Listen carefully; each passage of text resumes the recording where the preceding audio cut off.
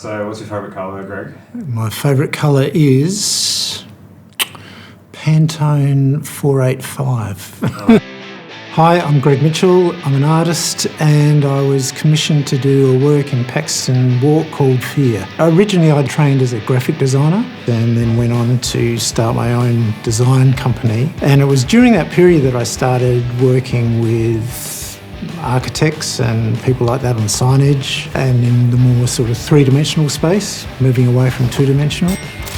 The language that you can develop with form I find fascinating and reinterpret it. But if you can get a second underlying deeper meaning to your work or a story behind it, there's a narrative in there. The Exploding White Mice, they were a really popular band back in the day, and seeing bands in all those pubs around the East End, it was your Friday and Saturday night. You could walk from one to the other. You didn't like that band, you'd walk up the street to another pub and the Exeter, Crown and Anchor, Austral, Tivoli, there were lots of them. They're all within a few hundred metres of each other.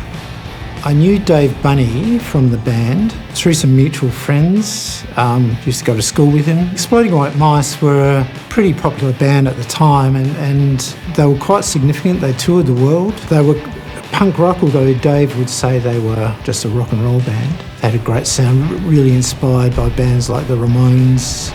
The idea came around by wanting to do something that was once again relative to sight. So there were all these pubs in the vicinity that the Exploding White Mice played at, and in fact Dave told me that the Mice were one of the first live acts that the Exeter had. When I was doing the project I thought, well, it makes sense to use a bit of local music, local connection. I asked a mate of mine who was into kind of digital sampling and mixing and stuff like that if he could take the analogue recording, make a digital printout of the waveform, and then I could reinterpret that back into an analogue waveform. So that's essentially what the work is.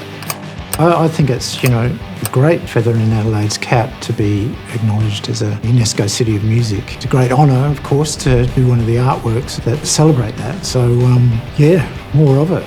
Bring it on.